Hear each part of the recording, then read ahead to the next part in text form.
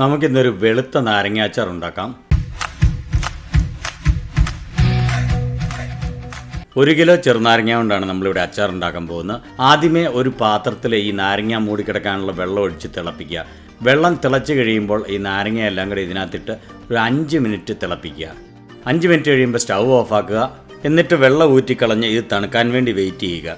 നമ്മൾ ഈ നാരങ്ങ തിളപ്പിക്കുന്നത് അതിൻ്റെ സ്കിന്ന് സോഫ്റ്റ് ആകാൻ വേണ്ടിയിട്ടും അതുപോലെ തന്നെ ഈ നാരങ്ങയുടെ തൊണ്ടിനൊരു കയ്പുണ്ട്, ആ കയ്പ് പോകാനും കൂടെ വേണ്ടിയിട്ടാണ്. 250 ഗ്രാം വെളുത്തുള്ളി അതിൻ്റെ തൊണ്ട് കളഞ്ഞ് ഇതുപോലെ 1 ഇഞ്ച് നീളമുള്ള കനം കുറഞ്ഞ കഷ്ണങ്ങളാക്കി മുറിക്കുക. 250 ഗ്രാം ഇഞ്ചി പീൽ ചെയ്ത് ഇതുപോലെ 1 ഇഞ്ച് നീളമുള്ള കനം കുറഞ്ഞ കഷ്ണങ്ങളാക്കി അരിയുക. 150 ഗ്രാം പച്ചമുളക് ചെറിയ കഷ്ണങ്ങളാക്കി അരിയുക. ഞാനിവിടെ കാന്താരിമുളകാണ് എടുക്കുന്നത്, നിങ്ങൾക്ക് വലിയ കൊമ്പമുളക് എടുത്താലും കുഴപ്പമില്ല. ആ നാരങ്ങ നല്ലപോലെ തണുത്ത് കഴിയുമ്പോൾ ഓരോന്നും എടുത്ത് ഒരു പേപ്പർ ടോവൽ കൊണ്ട് നല്ലപോലെ തുടച്ച് ഡ്രൈ ആക്കിയ ശേഷം 8 തുല്യ വലിപ്പമുള്ള കഷ്ണങ്ങളാക്കി മുറിക്കുക. നമ്മൾ ഉപയോഗിക്കുന്ന എല്ലാ ഇൻഗ്രീഡിയൻസും ഡ്രൈ ആയിരിക്കണം കേട്ടോ, അല്പം പോലും വെള്ളത്തിൻ്റെ അംശം പാടില്ല. ഇങ്ങനെ നടുവേ 2ആയിട്ട് കണ്ടിച്ചിട്ട് ആ ഓരോ പീസും 4 ഈക്വൽ സൈസ് കഷ്ണങ്ങളാക്കി മുറിക്കുക. എന്നിട്ട് ആ പീസസ് അതിൻ്റെ ജ്യൂസോടുകൂടി ഒരു ബൗളിലേക്ക് ഇടുക. ഇനി ഒരു കുഴുവുള്ള വലിയ പാത്രം മീഡിയം ഫ്ലെയിമിൽ സ്റ്റൗവിലേക്ക് വെക്കുക. നമുക്ക് 200 ഗ്രാം എണ്ണയാണ് വേണ്ടിയത്. ഞാനിവിടെ കനോല ഓയിലാണ് ഉപയോഗിക്കുന്നത്, നിങ്ങൾക്ക് ഏതെണ്ണ വേണമെങ്കിലും ഉപയോഗിക്കാം. ആ പാത്രം ചൂടായി കഴിയുമ്പം 200 ഗ്രാം എണ്ണയിൽ നിന്ന് 150 ഗ്രാം എണ്ണ ഇതിലേക്ക് ഒഴിക്കുക. എന്നിട്ട് എണ്ണ ചൂടാൻ വേണ്ടി വെയിറ്റ് ചെയ്യുക. എണ്ണ നല്ലപോലെ ചൂടായി കഴിയുമ്പോൾ അതിലേക്ക് 1 ടേബിൾ സ്പൂൺ കടുകിടുക.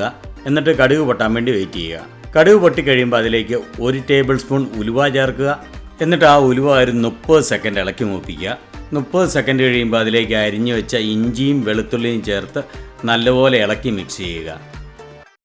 എന്നിട്ട് ആ ഇഞ്ചിയും വെളുത്തുള്ളിയും മീഡിയം ഫ്ലെയിമിൽ ഒരു 7 മിനിറ്റ് ഇളക്കി മൂപ്പിക്കുക. ഇടയ്ക്കിടയ്ക്ക് ഇളക്കിയിട്ട് വേണം മൂപ്പിക്കാൻ. 7 മിനിറ്റ് കഴിയുമ്പോൾ അരിഞ്ഞു വെച്ച പച്ചമുളക് അതിലേക്ക് ചേർക്കുക. എന്നിട്ട് അത് നല്ലപോലെ മിക്സ് ചെയ്യുക. എന്നിട്ട് ആ മുളക് ഒരു 2 മിനിറ്റ് ഇളക്കി മൂപ്പിക്കുക. അതിനുശേഷം 1 ടീസ്പൂൺ മഞ്ഞൾപ്പൊടി ഇതിലേക്ക് ചേർത്ത് അതൊരു 30 സെക്കൻഡ് ഇളക്കി മൂപ്പിക്കുക.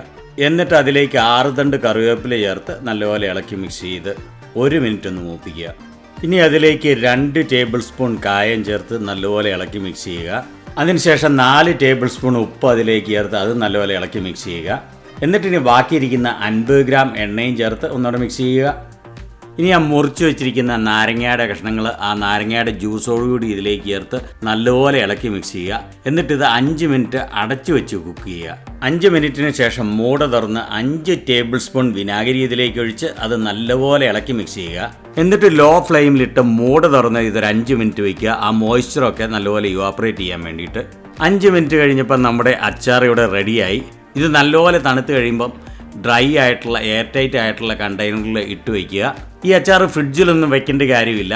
നമ്മൾ അച്ചാർ എടുക്കുമ്പോൾ എപ്പോഴും ഡ്രൈ ആയിട്ടുള്ള സ്പൂൺ കൊണ്ട് വേണം എടുക്കാൻ, അപ്പോൾ അച്ചാർ കേടുകൂടാതെ ഇരിക്കും. അതുപോലെ നാരങ്ങ അച്ചാർ ഉപയോഗിക്കുമ്പോൾ ഒരു 2 ആഴ്ച കഴിഞ്ഞ് ഉപയോഗിക്കുന്നതാണ് നല്ലത്. വീഡിയോ ഇഷ്ടപ്പെട്ടെങ്കിൽ ഒരു ലൈക്ക് അടിക്കാൻ മറക്കല്ലേ. അതുപോലെ ട്രാവൽ ആൻഡ് കുക്കിംഗ് വീഡിയോകൾ കാണുന്നതിന് വേണ്ടി ചാനലൊന്ന് സബ്സ്ക്രൈബ് ചെയ്യണേ.